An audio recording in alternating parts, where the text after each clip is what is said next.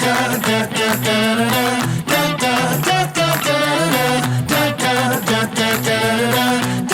and all, most expected manager, Reverend Sister Josephina, our school principal, Sister Mercy B. Koikara, our chief guest, Mr. Charles Josa, respected teachers and my dear friends. It's my privilege to welcome our chief guest, Mr. Charles Jos. He is from Excise Department. I think now he is working as a Vimukti mentor. I request Sister Mercy to welcome Mr. Charles Josa.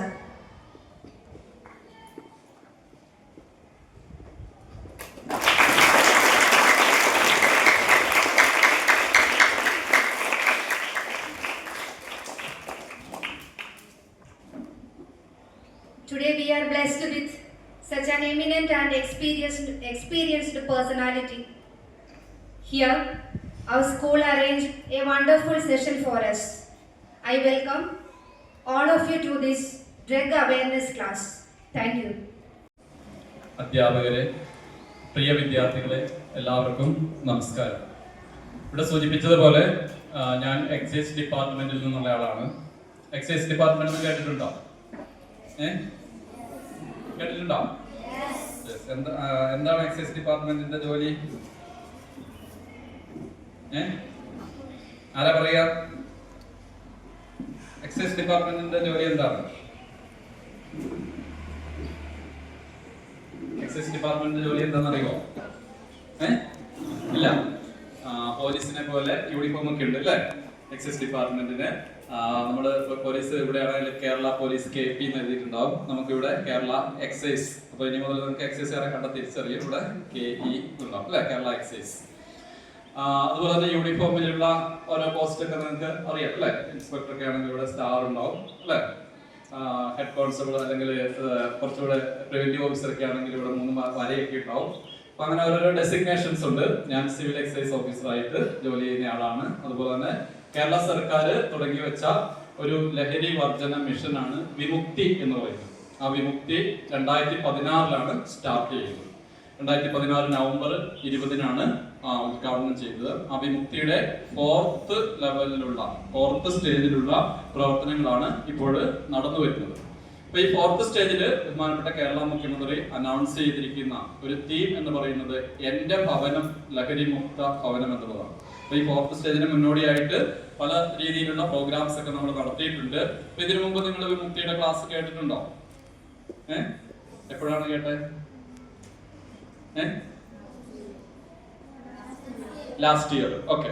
അപ്പൊ ഇതുപോലെ drug അബ്യൂസിനെ കുറിച്ചൊക്കെ അവർ നന്നായിട്ട് class എടുത്തു അല്ലേ? Okay. അപ്പൊ ഇപ്രാവശ്യം ഞാൻ കുറച്ച് നാളുകൾക്ക് മുമ്പ് ഈ സ്കൂള് ഒന്ന് വിസിറ്റ് ചെയ്തു. വിമുക്തി മെന്ററായിട്ട് വർക്ക് ചെയ്യുന്നതുകൊണ്ട്. അപ്പോൾ എന്തെങ്കിലുമൊക്കെ പ്രശ്നങ്ങളുണ്ടോ എന്ന് ചോദിച്ചു. ഇല്ല, എല്ലാവരും നല്ല കുട്ടികളാണ്. എന്താണ് ഇവിടെ കുട്ടികൾക്ക് സബ്സ്റ്റൻസ് അബ്യൂസ് ഒന്നും അങ്ങനത്തെ ഒരു പ്രശ്നമേ ഉദിക്കുന്നില്ല എന്നാണ് പ്രിൻസിപ്പാൾ പറഞ്ഞത്.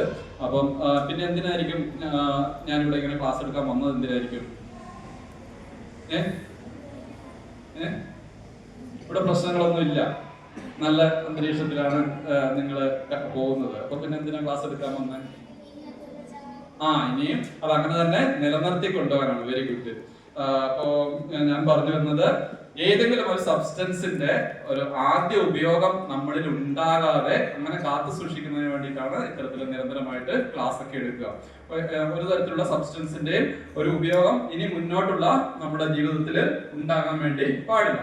പലപ്പോഴും ഇന്നത്തെ കാലത്തൊക്കെ ലഹരി മാഫിയ ലക്ഷ്യം വളരുന്ന ഒരു കാലഘട്ടം എന്ന് പറയുന്നത് ഒരു 25 വയസ്സ് വരെയാണ്. പ്രത്യേകിച്ചും തലച്ചോറിന്റെ ഫ്രണ്ട് സൈഡിലുള്ള ഫ്രോണ്ടൽ ലോബ് എന്നൊക്കെ പറയുന്ന ഒരു പാർട്ട് പൂർണ്ണമായിട്ടും വളർച്ച പ്രാപിക്കുന്നത് 25 വയസ്സൊക്കെ ആകുമ്പോഴാണ്. അപ്പൊ ആ ഒരു ഫ്രോണ്ടൽ ലോബ് എന്ന് പറയുന്ന ഒരു പാർട്ടാണ് നമ്മൾക്ക് വരും വരാഴികളെ കുറിച്ച് ചിന്തിച്ചുകൊണ്ട് പ്രവർത്തിക്കാനൊക്കെയുള്ള കഴിവുകൾ തരിക അല്ലെ.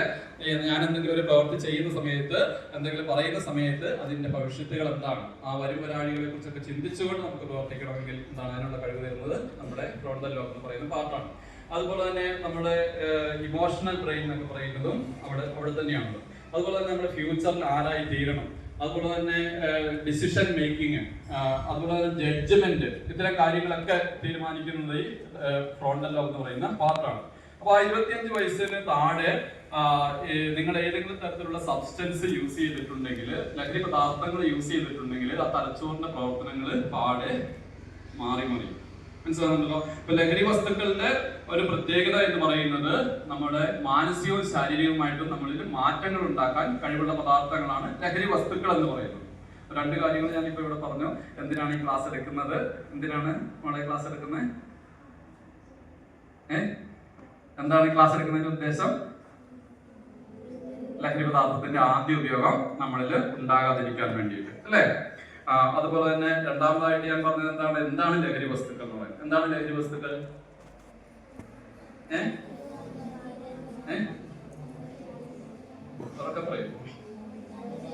നമ്മുടെ നമ്മളിൽ ശാരീരിക മാനസികമായിട്ടുള്ള മാറ്റങ്ങൾ ഉണ്ടാക്കുന്ന വസ്തുക്കളാണ് ലഹരി വസ്തുക്കൾ എന്ന് പറയുന്നത്. അങ്ങനത്തെ എന്തെങ്കിലും വസ്തുക്കൾ നിങ്ങൾക്ക് അറിയുമോ? നമ്മുടെ സമൂഹത്തിൽ മറ്റുള്ള ആൾക്കാർ യൂസ് ചെയ്യുന്ന, അല്ലെങ്കിൽ നമ്മൾ കണ്ടിട്ടുള്ള, മറ്റുള്ള ആൾക്കാർ ഉപയോഗിക്കുന്നതായിട്ട് നമ്മൾ കണ്ടിട്ടുള്ള ഇങ്ങനെ മാനസിക ശാരീരികമായിട്ടുള്ള മാറ്റങ്ങളൊക്കെ ഉണ്ടാക്കുന്ന ഏതെങ്കിലും പദാർത്ഥങ്ങളുടെ പേരറിയുമോ? സിഗരറ്റ് യൂസ് ചെയ്താൽ എന്തെങ്കിലും മാനസിക പ്രശ്നം, ശാരീരിക പ്രശ്നം ഉണ്ടാവാറുണ്ടോ? നിങ്ങൾ കണ്ടിട്ടുള്ള എന്തെങ്കിലും മാറ്റങ്ങൾ? ലങ് ക്യാൻസർ ഉണ്ടാവും, അല്ലെ? എന്താണ് ശ്വാസകോശ സ്പോഞ്ച് പോലെ ആവുന്നൊക്കെ സിനിമയില് ഉണ്ടോ?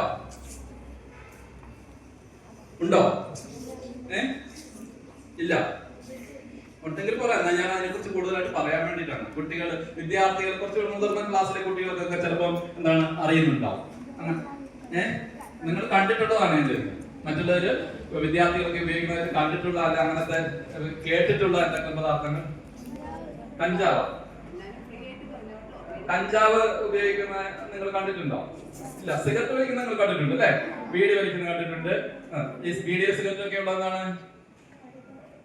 ടുബാക്കോ, പുകയില എന്ന് പറയുന്ന സാധനമാണ് ഉപയോഗിക്കുന്നത്. ഇനി അതിൽ കൂടുതൽ ഇങ്ങനെ കുട്ടികളുടെ ഇടയിൽ നമ്മളിപ്പോ പിടിച്ചെടുക്കാറൊക്കെ ഉണ്ട്. സ്കൂളിൽ നിന്ന് അല്ലെങ്കിൽ അധ്യാപകർ പിടിച്ചിട്ട് ഞങ്ങളോടൊക്കെ പറയാറുണ്ട് പലതരത്തിലുള്ള സാധനങ്ങൾ കുട്ടികൾ ഉപയോഗിക്കുന്നൊക്കെ ആയിട്ട്. അങ്ങനത്തെ എന്തെങ്കിലും പറയൂ. എന്നാൽ അതിനെ കുറിച്ച് കൂടുതലായിട്ട് പറയാൻ പറ്റും. MDMA. ഓക്കെ. നിങ്ങൾ ചൂയിങ്ങും കഴിക്കാറുണ്ടോ? ഇഷ്ടമില്ല, അതുകൊണ്ടാണ് കഴിക്കാത്തത്. അപ്പം കുട്ടികളില് പലപ്പോഴും ലഹരി പദാർത്ഥങ്ങൾ കുട്ടികളിലേക്ക് എത്തിക്കുന്നത് ഈ ഗേറ്റ് വേ ഡ്രഗ്സ് എന്നൊക്കെ അറിയപ്പെടുന്ന മിഠായികൾ പോലെ എന്നൊക്കെ കരുതപ്പെടുന്ന അങ്ങനത്തെ പല സാധനങ്ങളൊക്കെ ഉണ്ട്. ഇപ്പൊ ഞാൻ ഒരു ദിവസം എന്റെ വീട്ടിൽ ഫ്രീ ആയിട്ടുണ്ടെങ്കിൽ ഒരു 5 മണിയാകുമ്പോൾ ഞാൻ വെറുതെ നടക്കാൻ പോകുന്ന സമയത്ത് എന്റെ വീടിന്റെ സമീപത്ത് ഒരു വിജനമായ ഒരു വഴി കൂടിയാണ് നടക്കുക. വിജനം മീൻസ് വലിയ വാഹനമൊന്നും ഇല്ലാത്തത്. അപ്പൊ ആ രണ്ട് സൈഡിലൊക്കെ ഇങ്ങനെ വീടുകളൊക്കെ ഉണ്ടാവും. ഞാനൊരു ദിവസം ഒരു വീടിന്റെ മുന്നിൽ കൂടെ പോകുമ്പോൾ അവിടെ യൂണിഫോം ഒക്കെ ധരിച്ചിട്ട് ഒരു കുട്ടി ഇങ്ങനെ ഇരിക്കുന്നുണ്ടായിരുന്നു. എന്ന് പറഞ്ഞാൽ ഒരു +1 പഠിക്കുന്ന കുട്ടിയായിരിക്കും. അപ്പൊ ആ കുട്ടി മൊബൈൽ നോക്കി ഇങ്ങനെ ഇരിക്കുകയാണ്. ഞാൻ അങ്ങനെ പോകുന്നൊന്നും അദ്ദേഹത്തിന് ശ്രദ്ധയിൽപ്പെടുന്നൊന്നുമില്ല. അപ്പൊ ഞാൻ ഇങ്ങനെ താഴെ പോകുന്ന സമയത്ത് കുറച്ച് കഴിയുമ്പോൾ അയാൾ ഇങ്ങനെ വായിൽ നിന്ന് എടുത്തിട്ട് കളയുന്നുണ്ട്. എന്തായിരിക്കും? കൂള്. ഈ പേരെന്താ കിട്ടാത്തത് ഞാനിങ്ങനെ ആലോചിക്കുകയായിരുന്നു. അതാണ് വീണ്ടും നിങ്ങളോട് ഞാൻ ചോദിച്ചുകൊണ്ടിരുന്നത്. അപ്പൊ എന്താണ് ഈ സാധനം ഇങ്ങനെ വലിച്ച് എറിയുന്നത് ഞങ്ങളുടെ എന്തായിരുന്നത്? കൂള് എന്ന് പറയുന്ന പേര് കേട്ടിട്ടില്ലാത്തവർ കൈവക്കും. കോൾ എന്ന് പറയുന്ന ആ ഒരു പേര് കേട്ടിട്ടില്ലാത്തവർ? Okay, okay. അപ്പൊ ഈ കുട്ടി ഇങ്ങനെ വലിച്ചെറിഞ്ഞ് കളയുന്ന സമയത്ത് ഞാൻ ആ കുട്ടിയോട് പറഞ്ഞു, അവരിങ്ങനെ വിളിച്ചു, മോനെ ഇങ്ങോട്ട് വാന്ന് പറഞ്ഞു. 11ാം ക്ലാസ്സിലായി. അപ്പൊ ഞാൻ വിളിക്കുമ്പോൾ അവരൊന്ന് എഴുന്നേറ്റിട്ട് ഇയാളെന്നെ വിളിക്കാൻ ആരാന്നുള്ള മട്ടിൽ എന്നെ ഇങ്ങനെ നോക്കുന്നുണ്ട്. അപ്പൊ നമുക്ക് നീങ്ങി പോവാ, ഞാനൊരു എക്സൈസിലെ ഒരു ഉദ്യോഗസ്ഥരാണ്, ഒരു പാവ എക്സൈസുകാരനാണ്, അപ്പൊ ഒരു കാര്യം പറയാന്ന് പറഞ്ഞു. അങ്ങനെ അവൻ വന്നു. വരുമ്പോ ഞാൻ പറഞ്ഞു, മോനെ ഈ കളഞ്ഞത് എന്താന്ന് ചോദിച്ചു. അങ്ങനെ അവൻ പറഞ്ഞു ചൂയിങ്ക വന്നു. എന്താണ്? അപ്പൊ ഞാൻ പറഞ്ഞു ചൂയിക്കമായിരിക്കാൻ വഴിയില്ല. ഞാനിങ്ങനെ വിമുക്തി മെന്ററൊക്കെ ആ സമയത്ത് കുട്ടികളോടൊക്കെ ഇന്ററാക്ട് ചെയ്യുന്ന സമയത്ത് പലതരത്തിലുള്ള സാധനങ്ങൾ ഇങ്ങനെ കേട്ടിട്ടുണ്ട്. അപ്പൊ വല്ലാണ്ട് കുട്ടികളുടെ അഡിക്ഷൻ ഉണ്ടാക്കുന്ന എന്തെങ്കിലും ഉണ്ടെങ്കിൽ നീ എന്നോട് പറഞ്ഞാല് അത് മാറ്റിത്തരാന്ന് പറഞ്ഞു. അപ്പൊ അവനെ നമ്പറൊക്കെ മേടിച്ചു. അങ്ങനെ വിദ്യാർത്ഥികളുടെ ഇടയിൽ വ്യാപകമായിട്ട് ഇത്തരത്തിലുള്ള പദാർത്ഥങ്ങൾ, പിന്നെ വിദ്യാർത്ഥികൾ ഇങ്ങനെ വലിക്കുന്ന എന്തൊക്കെയോ സാധനങ്ങളുണ്ടെന്ന് പറയുന്നു. അതെന്താണ്? അല്ല, എന്താ പറയുക, മൊബൈൽ ഫോൺ സാധനമൊക്കെ. അത് അപ്പൊ പേരുകളൊക്കെ നമുക്ക് പറ്റുന്നുണ്ട്. ഞാൻ അതിന്റെ പേരൊന്നും പരാമർശിക്കുന്നില്ല. അപ്പൊ ഇങ്ങനത്തെ സാധനങ്ങൾ ഇങ്ങനെ പല വസ്തുക്കള് വിദ്യാർത്ഥികളുടെ ഇടയിൽ വല്ലാതെ സ്പ്രെഡ് ചെയ്യുന്നുണ്ട്. അപ്പൊ ഇതിന്റെ അപകടങ്ങളെ കുറിച്ചൊക്കെ കൃത്യമായിട്ട് മനസ്സിലാക്കി തരുവാനാണ് ഞാൻ വന്നത്. ഇത് ഉപയോഗിച്ച് കഴിഞ്ഞാലുള്ള പ്രശ്നങ്ങളൊക്കെ എന്താണെന്ന് പറയാൻ. നമുക്ക് അഡിക്ഷൻ എന്ന് പറയുന്ന സംഭവമുണ്ട്. നമുക്ക് ലഹരി എന്ന് പറയുന്നത് നമുക്ക് എല്ലാവർക്കും വേണം. നല്ല ലഹരികളായിരിക്കണം നമുക്ക് വേണ്ടതെന്നാണ് പൊതുവിൽ പറയാറ്. നല്ല ലഹരികൾ എന്ന് പറയുന്ന സമയത്ത് ചിലർ പറയും എനിക്ക് പഠനമാണ് ലഹരി എന്ന് പറയും അല്ലെ. പഠന ലഹരി അഡിക്ഷന്റെ ഒക്കെ പ്രത്യേകത എന്താണ്? അഡിക്ഷനുള്ള ആൾക്കാർക്ക് എപ്പോഴും അതിനോടൊരു ക്രേവിംഗ് ഉണ്ടാവും. അത് ഇടയ്ക്കിടയ്ക്ക് വേണം, എപ്പോഴും അത് സമയത്ത് ഉണ്ടാവണം. അങ്ങനെ ഒരു ക്രേവിംഗ് അഡിക്ഷനോടുണ്ടാവും അല്ലെ. ചിലർക്ക് പഞ്ചസാര ഒരു അഡിക്ഷനാണ്, ഇടയ്ക്കിടയ്ക്ക് മധുരം കഴിക്കണം എന്നുള്ളത് അല്ലെ. അങ്ങനത്തെ ആൾക്കാർ വീട്ടിൽ നിന്ന് ഇടയ്ക്കിടയ്ക്ക് പഞ്ചസാര എടുത്ത് കഴിക്കും അല്ലെ. ചിലർക്ക് എന്താണ് പുസ്തകം വായിക്കുന്നതായിരിക്കും ഒരു അഡിക്ഷൻ എന്ന് പറയുന്നത്. ചിലർക്ക് സിനിമ കാണുന്നതായിരിക്കും, ചിലർക്ക് മൊബൈലിൽ റീൽസും അല്ലെങ്കിൽ ഷോർട്സും ഒക്കെ കാണുന്നതായിരിക്കും ഓരോരുത്തരുടെ ലഹരി. ചിലർക്ക് അൽഫാം കഴിക്കുന്നതാണ് ലഹരി. അപ്പൊ ഇതൊക്കെ നമുക്ക് എന്താണ് സന്തോഷം തരുന്നുണ്ട് അല്ലെ. ഒരു ബിരിയാണി കഴിക്കുമ്പോൾ അല്ലെങ്കിൽ അൽഫാം കഴിക്കുമ്പോൾ നമുക്കൊരു സന്തോഷം വരും അല്ലെ. ഒരു ചെറിയൊരു യൂണിറ്റ് നമ്മുടെ തലച്ചോറിലുള്ള എന്താണ് ഡോപ്പമിൻ എന്നൊക്കെ പറയുന്ന അങ്ങനത്തെ സർക്യൂട്ട്സ് ഒക്കെ ഒന്ന് റൈസ് ചെയ്യും. അപ്പൊ ചെറിയൊരു സന്തോഷം വരുമെന്നാണ് പൊതുവിൽ പറയുന്നത്. അപ്പൊ ഞാൻ സംസാരിച്ച ഒരു കുട്ടിയുടെ അഡിക്ഷൻ പഠനത്തോടായിരുന്നു. അപ്പൊ അതെനിക്ക് മനസ്സിലായത് എങ്ങനെയാന്ന് ചോദിച്ചിട്ടുണ്ടെങ്കിൽ, ഒരു ദിവസം ഈ കുട്ടി എന്നെ ഫോണിൽ വിളിച്ചിട്ട് പറഞ്ഞു, സാറേ എനിക്കൊരു വിഷമമുണ്ട്. സാറല്ലേ പറഞ്ഞത് ഈ എന്തെങ്കിലുമൊക്കെ പ്രശ്നങ്ങൾ പ്രതിസന്ധികളൊക്കെ നമ്മൾ ഉണ്ടാവും, നമുക്കത് പരിഹരിക്കാൻ പറ്റുമെന്ന് തോന്നിയാൽ ആ വിഷമം വല്ലാണ്ട് ബാധിക്കുന്നുണ്ടെങ്കിൽ അത് മുതിർന്ന ആൾക്കാരോട് പറഞ്ഞാൽ അതിനൊരു പരിഹാരം ഉണ്ടാക്കി തരും എന്ന് സാറല്ലേ പറഞ്ഞെന്നൊക്കെ ചോദിച്ചെന്നോട് പറഞ്ഞു. അപ്പൊ നമുക്ക് അങ്ങനത്തെ എന്തെങ്കിലും പ്രശ്നങ്ങളോ പ്രതിസന്ധികളോ ഒക്കെ ഉണ്ടെങ്കിൽ നമ്മുടെ ടീച്ചേഴ്സിനോട് പറയാം, അല്ലെങ്കിൽ എന്താണ് അധ്യാപകർ മാതാപിതാക്കളോട് പറയാം. അങ്ങനെ മുതിർന്ന ആൾക്കാരോടൊക്കെ പറഞ്ഞാൽ തീർച്ചയായിട്ടും ഇതിനൊക്കെ നമുക്ക് സൊല്യൂഷൻസ് നമുക്ക് കണ്ടെത്താം. അപ്പൊ ഞാൻ പറഞ്ഞു, എന്താ മോളെ അതിന്റെ പ്രശ്നം? കരഞ്ഞുകൊണ്ടാണ് വിളിക്കുന്നത്. അപ്പൊ പറഞ്ഞു, സാറേ എനിക്ക് മാർക്ക് കുറഞ്ഞു. അപ്പൊ ഞാൻ ചോദിച്ചു ഏത് സബ്ജക്റ്റിനാണ് മാർക്ക് കുറഞ്ഞത്? അപ്പൊ പറഞ്ഞു ഹിന്ദിക്കാണോ. അപ്പൊ അത് മാർക്ക് കുറയാനുള്ള കാരണം എന്താണെന്നൊക്കെ ഞാൻ ഇങ്ങനെ ചോദിച്ചു കഴിഞ്ഞിട്ട് ഞാൻ പറഞ്ഞു, മോളെ ഹിന്ദിയൊക്കെ പഠിക്കാൻ വേണ്ടി ഇഷ്ടംപോലെ വഴികളൊക്കെ ഉണ്ടല്ലോ. ഇതാ മൊബൈലിലൊക്കെ എന്താണ് നിങ്ങൾ മേക്ക് ഹിന്ദി ഈസി എന്ന് പറഞ്ഞിട്ടൊരു യൂട്യൂബ് ചാനലുണ്ട്. ആ യൂട്യൂബ് ചാനൽ എടുത്ത് നോക്കിയിട്ടുണ്ടെങ്കിൽ ഒരു ആന്റി വന്ന് വളരെ മനോഹരമായിട്ട് ഹിന്ദി പഠിപ്പിക്കുന്നുണ്ട്, കഥകളിലൂടെയൊക്കെ പറഞ്ഞിട്ട്. അങ്ങനെയൊക്കെ ഞാൻ കുട്ടീനെ പറഞ്ഞ് ആശ്വസിപ്പിച്ചു. എന്നിട്ട് ഞാൻ ചോദിച്ചു, ആട്ടെ മോൾക്ക് എത്ര മാർക്കുണ്ട് ഹിന്ദിക്കെന്ന് ചോദിച്ചു. അപ്പൊ പറഞ്ഞു, എനിക്ക് 70-ൽ 69 മാർക്കുണ്ട്, ഒരു മാർക്ക് പോയി. എന്റെ ചെറുപ്പത്തിൽ എനിക്ക് 1 മിനിറ്റ് പോലും ക്ലാസ് ശ്രദ്ധിക്കാൻ പറ്റിയതായിരുന്നു. നിങ്ങൾക്ക് ശ്രദ്ധിക്കാൻ പറ്റുന്നുണ്ട്? അപ്പൊ മോന്റെ തലച്ചോറ് പൂർണ്ണ വളർച്ച എത്തിയോ? അറിയില്ല എന്നാണ് പറയും. മോളുടെ തലച്ചോറ് പൂർണ്ണ വളർച്ച എത്തിയോ? ഇല്ലേ? അറിയില്ല. അപ്പൊ നിന്റെ തലച്ചോറ് പൂർണ്ണ വളർച്ച എത്തിയോ? അറിയില്ല. അപ്പൊ ഞാൻ പറഞ്ഞില്ല മക്കളെ, നിങ്ങളോട് 25 വയസ്സ് വരെയാണ് തലച്ചോറ് വളരുന്ന ഒരു കാലഘട്ടം എന്ന്. അപ്പൊ നിങ്ങൾ തലച്ചോറ് പൂർണ്ണ വളർച്ച എത്തിയോ? ഇല്ല, 25 വയസ്സായില്ല. അപ്പൊ ഞാൻ ചോദിച്ചത്, ഞാൻ പറയുന്ന കാര്യം ശ്രദ്ധിച്ചില്ല. ശ്രദ്ധിച്ചോ? പിന്നെ എന്താ ഉത്തരം പറയാൻ പറ്റാതെ? ഞാനൊരു ചോദ്യം കൂടെ ചോദിക്കട്ടെ. ശ്രദ്ധിക്കുന്നുണ്ടോ എന്ന് അറിയാൻ വേണ്ടിയിട്ട്. നമ്മുടെ വിമുക്തി തുടങ്ങിയത് ഏത് വർഷമാണെന്ന് ഞാൻ പറഞ്ഞത്? 2016. ശ്രദ്ധിച്ചാൽ മാത്രം പോരാ, അതിനെക്കുറിച്ച് നമ്മൾ ചിന്തിക്കുകയും വേണം അല്ലേ. അപ്പൊ നമുക്ക് അതാണ് ശരിയായ ആൻസറിലേക്കൊക്കെ നമ്മൾ എത്തിച്ചേരും. അപ്പൊ ഞാൻ പറഞ്ഞു, ഈ സ്പാൻ ഓഫ് അറ്റൻഷൻ കാര്യങ്ങളൊക്കെ പറഞ്ഞപ്പോഴാണ് കൂടുതലായിട്ട് മൊബൈലൊക്കെ നോക്കിക്കൊണ്ടിരുന്നാൽ മൊബൈൽ അഡിക്ഷൻ ഒക്കെ ആയിട്ട് സ്ക്രീൻ അഡിക്ഷൻ എന്നൊക്കെ സൈക്കാട്രിസ്റ്റുകൾ പറയുന്ന വലിയൊരു പ്രശ്നം ഇതാണ്. കുട്ടികളുടെ മാതാപിതാക്കൾ കുട്ടികളെ കൂട്ടിക്കൊണ്ട് ചെല്ലാറുണ്ട്. മൊബൈല് സ്ക്രീന് വല്ലാണ്ട് അഡിക്റ്റഡ് ആണ്, ക്ലാസ് ശ്രദ്ധിക്കാൻ പറ്റുന്നില്ല, മാർക്കില്ല, ഇങ്ങനത്തെ പ്രശ്നങ്ങൾ പറഞ്ഞിട്ട്. അപ്പൊ കൂടുതൽ സമയം മൊബൈൽ നോക്കുന്നത് നല്ലതാണോ? അല്ല. അപ്പൊ ഞാൻ പറഞ്ഞു വന്നത്, ആദ്യം എന്താണ്, നിങ്ങൾ ലഹരി പദാർത്ഥങ്ങളെ കുറിച്ചൊക്കെ പറഞ്ഞു, ലഹരി വസ്തുക്കളെ കുറിച്ചൊക്കെ പറഞ്ഞു. നിങ്ങൾ ചൂയിങ്ങം കഴിക്കാറുണ്ടോ എന്ന് ചോദിച്ചു. ചൂയിങ്ങം കഴിക്കാറുണ്ടോ എന്നൊക്കെ പറഞ്ഞു. അപ്പൊ ഞാൻ കഴിഞ്ഞ ദിവസം ഒരു സ്കൂളിൽ ഇങ്ങനെ ക്ലാസ് എടുക്കാൻ വേണ്ടി പോയി. ക്ലാസ് എടുക്കാൻ വേണ്ടി പോകുമ്പോൾ അവിടെ കുറെ കുട്ടികളുണ്ടായിരുന്നു. അപ്പൊ ഞാൻ ഈ ക്ലാസ് ഒക്കെ ഇതുപോലെ ഒന്ന് അറേഞ്ച്ഡ് ആയിട്ടൊന്നും ഇരുത്തിയിട്ടില്ല. അപ്പൊ ഞാൻ ഒന്ന് അറേഞ്ച് ചെയ്ത് ഇരുത്താമെന്ന് വിചാരിച്ചിട്ട് ഡെസ്ക് ഒക്കെ എടുത്തിട്ട് ഇങ്ങനെ ഒരു മാറ്റി വെക്കുകയാണ്. ഒരു ഡെസ്കിന് മേലേക്ക് വേറെ ഡെസ്ക് ഒക്കെ എടുത്ത് ഇങ്ങനെ മറിച്ച് വെക്കുന്നുണ്ട്. അപ്പൊ കണ്ടൊരു കാഴ്ചയാണ് ഞാൻ നിങ്ങളെ കാണിച്ചു തരുന്നത്. ഉണ്ടോ? വരും. കാണുന്നുണ്ടോ?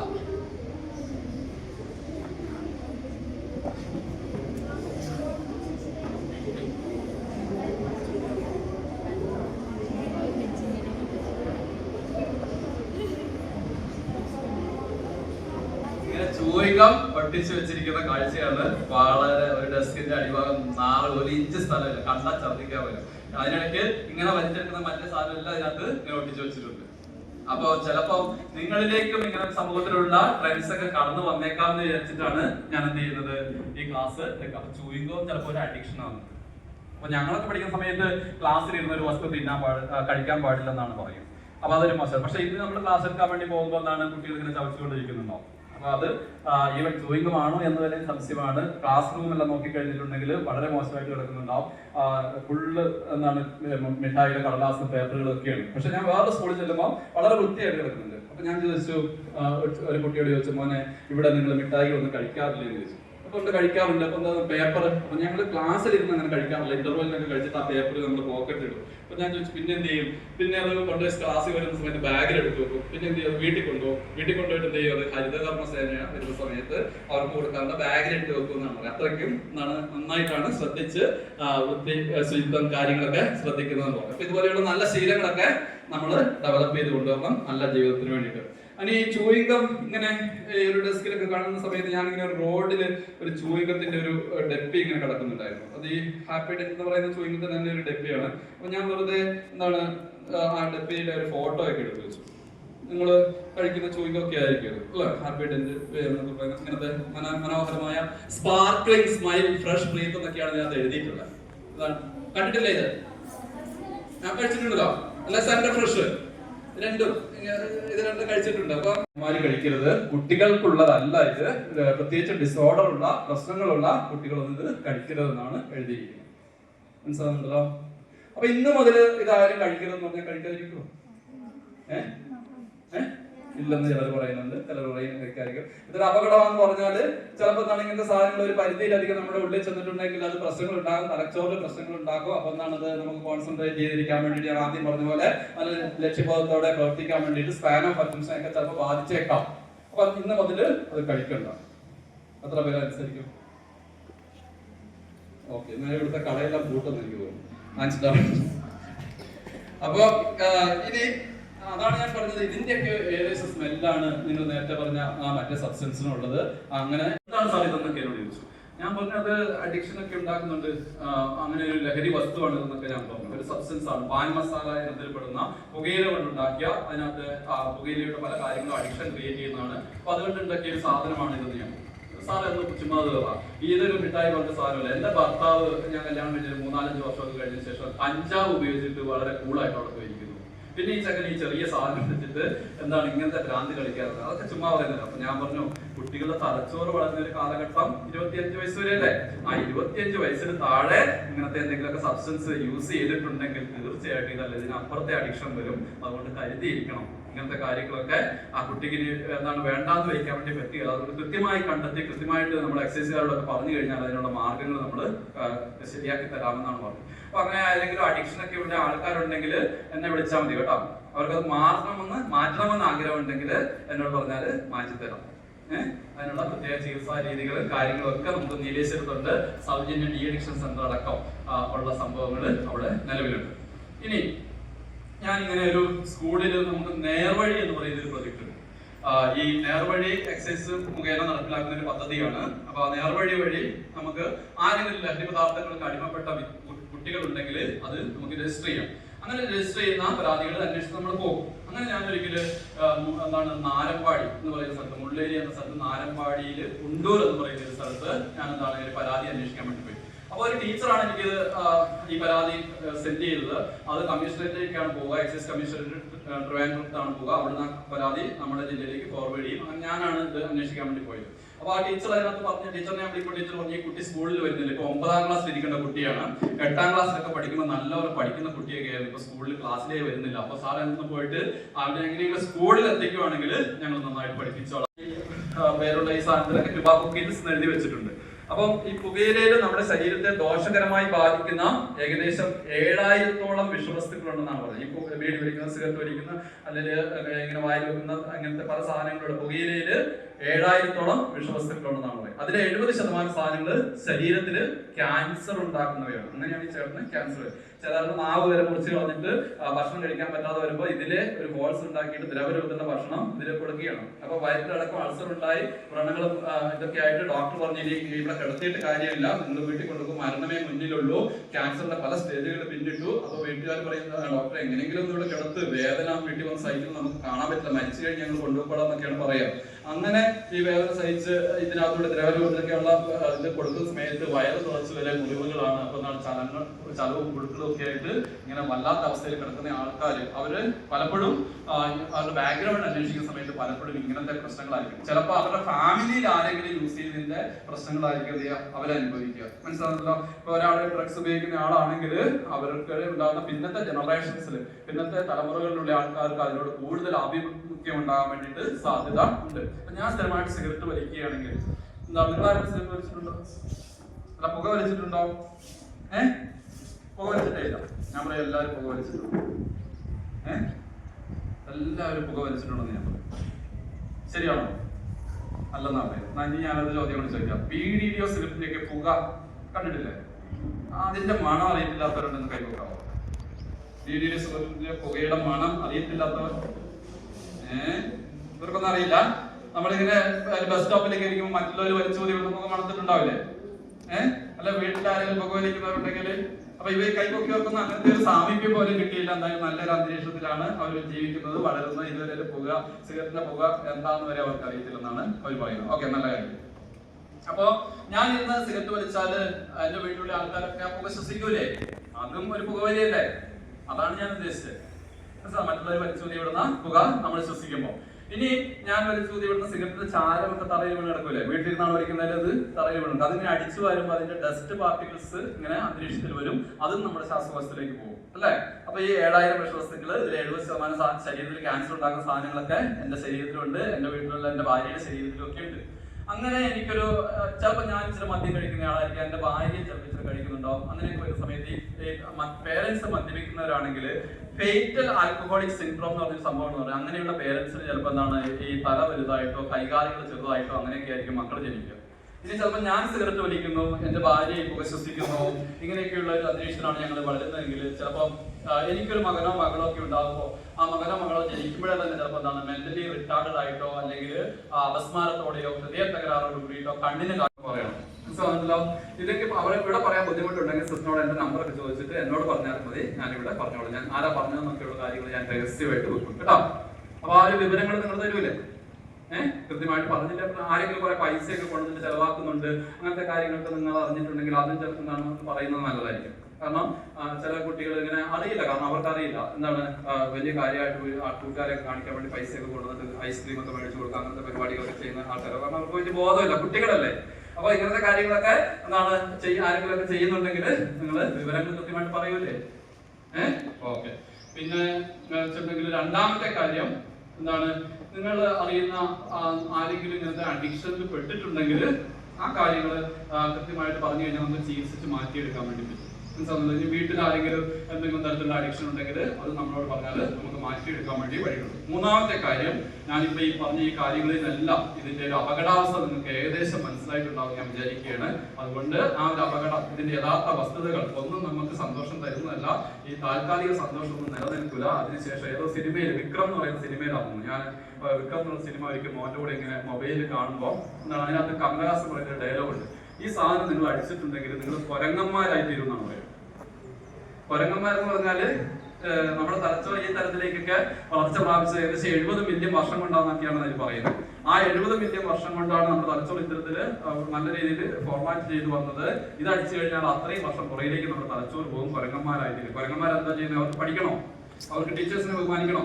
ഒന്നും വേണ്ട. അവര് മൃഗങ്ങളാണ്, മൃഗീയ സ്വഭാവം എന്നൊക്കെ പറയും. അപ്പൊ എന്താണ്, അവർക്ക് അച്ഛനോ അമ്മയോ ഇല്ല, എന്താണ് ആങ്ങളെ പെങ്ങളില്ല, ഇങ്ങനത്തെ കൾച്ചേർഡ് സൊസൈറ്റി ഒന്നുമല്ല. അപ്പൊ അങ്ങനത്തെ മൃഗങ്ങളായിട്ട് നമ്മൾ അവർക്ക് പഠിക്കണ്ട, അവർക്ക് ശ്രദ്ധിക്കണ്ട.